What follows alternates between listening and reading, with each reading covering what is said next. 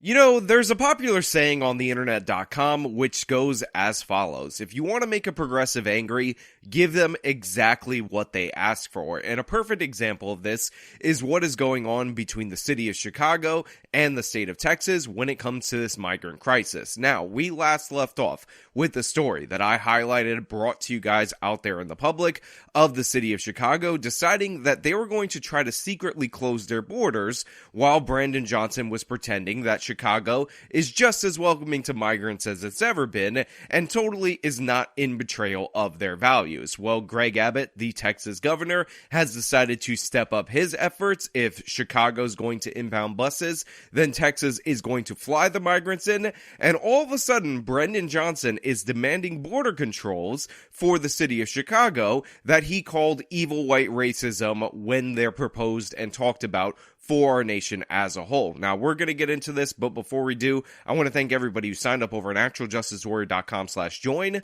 Give me the money.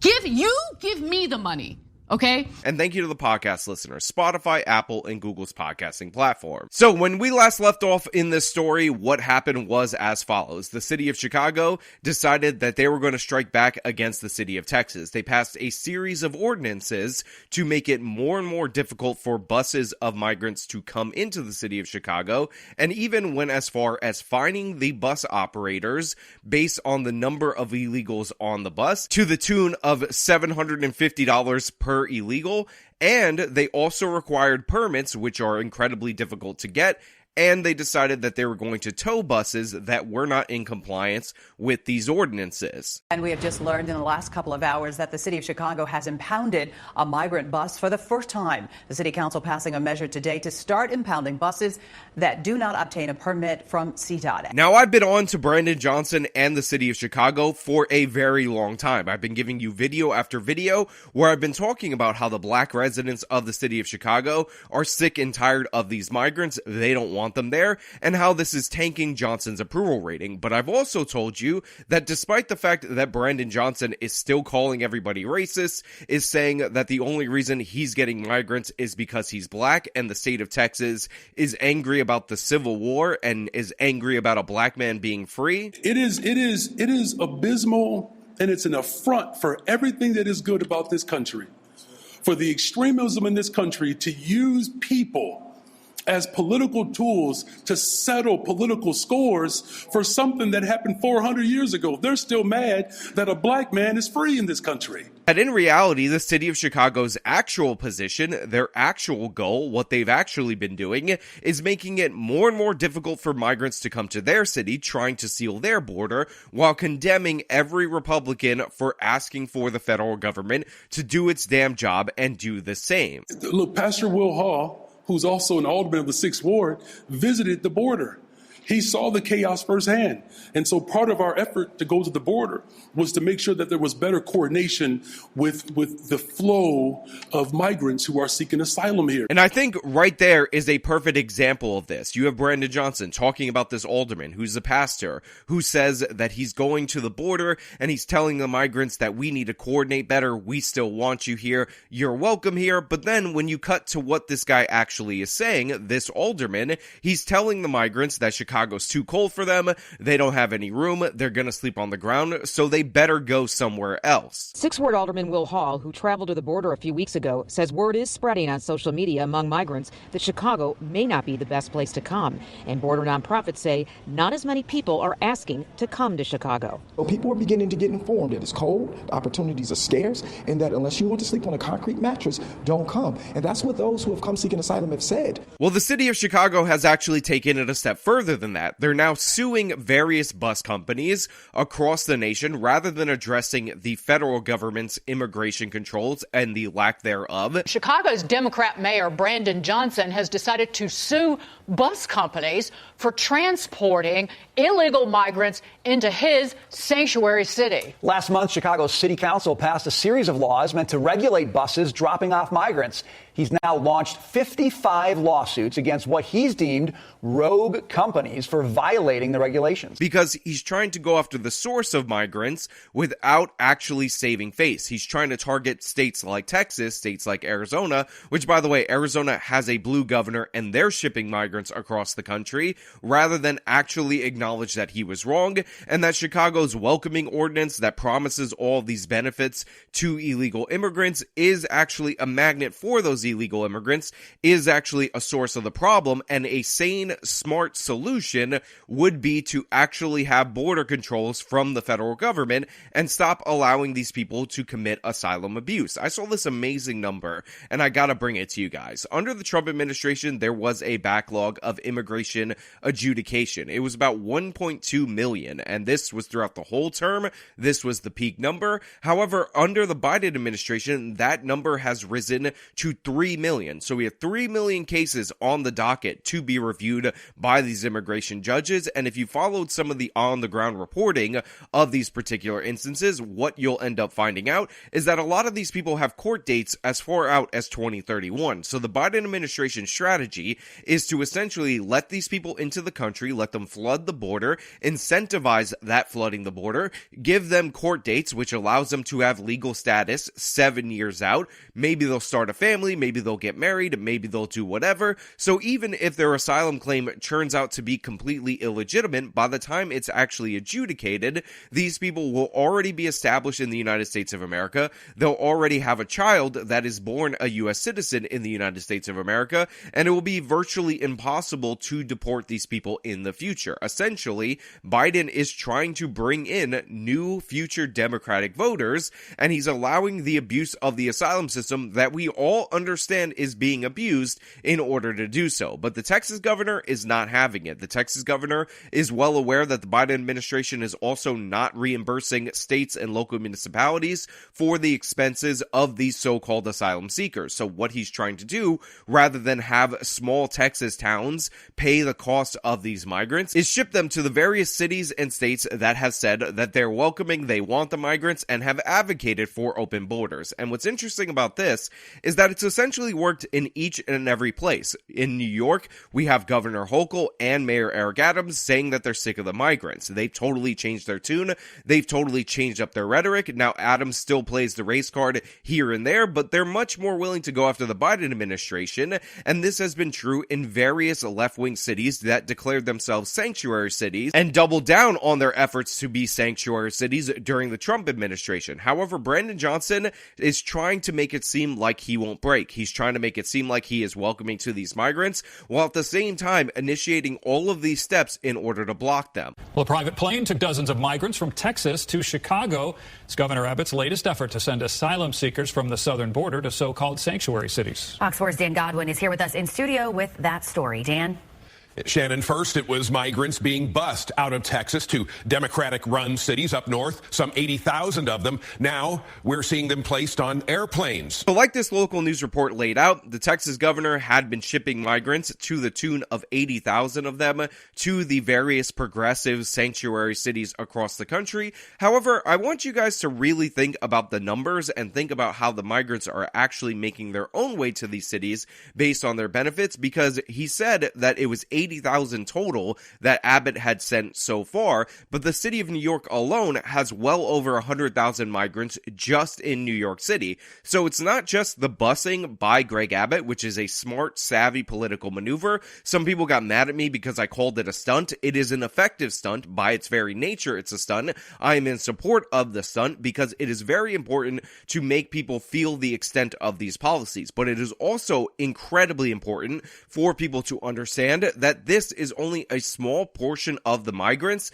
that are making their way to these various left-wing cities. In reality, they are choosing to go to Chicago. In reality, they are choosing to go to New York City. And in reality, as somebody who was recently in the Arizona airport, a bunch of left-wing progressive organizations are sending these migrants across the country, giving them the addresses of social service offices, which we will talk about a little bit in the future. But that is not not what we're here to talk about today. What we're here to talk about today is this new flight program to bring the migrants into the city of Chicago and the reaction to that. Governor Abbott's office says the first flight with 120 migrants arrived at Chicago's O'Hare Airport Tuesday night from El Paso. It was a private plane. On Monday of this week, Chicago's Mayor Brandon Johnson announced harsher penalties for bus drivers who don't follow guidelines for dropping off migrants. The penalties include impounding and towing buses that try to skirt the law. Governor Abbott's office told us since the Chicago mayor is, quote, targeting migrant buses from Texas, we're expanding our operation to include flights to Chicago. So this is a genius maneuver by Greg Abbott for a number of reasons. Now, to be clear, it is incredibly questionable what the city of Chicago is doing to these Texas bus companies. The constitutionality of requiring permits for out-of-state companies to even travel to your city seems absurd, seems ridiculous, seems like it won't stand up in court. But Brandon Johnson is trying to stall, delay, and prevent migrants from coming into his city now, so even if that is adjudicated later to be unconstitutional and unlawful, that's perfectly fine because this is designed as a delay tactic. However, what Abbott is doing by sending these migrants to fly to them is actually using something that is completely out of the control of the city of Chicago, which of course is the airport, air travel, and all that. Because the skies in the United States of America are regulated by the FDA, and as long as you dot your I's and cross your T's, get these people to sign that they want to go to Chicago, like the state of Texas is doing, they're able to fly them, and there's nothing that Mayor Brandon Johnson can do against them, because it's not like the Chicago PD, on his behest, can just go and impound the planes the same way that they're doing the buses, regardless of whether or not that will be deemed unlawful in the future later. Now, this escalation has been brought to Brandon Johnson's attention, and he is not happy about it. He's very angry about it, actually, and he actually gave one of the funniest interviews related to this, because it just goes to show you the level of hypocrisy that they're operating with in the city of Chicago. Yeah, what we know is, as I've said repeatedly, the governor of Texas is determined to create chaos throughout the entire country. And this is after the city council passed an ordinance that I put forward to provide more structure, to provide more calm and some more coordination with how buses are arriving in the city of Chicago. And quite frankly, what's actually quite disturbing is that many of the individuals who are coming from the border, there's no coordination at the border either. So many of the individuals are not being treated, they're not being processed, they're not getting medical attention. So by the time they arrive in the city of Chicago, they're coming in quite severe conditions: cold, tired, wet, hungry, traumatized, the type of chaos that this governor is insistent on creating throughout this entire country. And so we've put forth very clear guidelines. You can drop families off.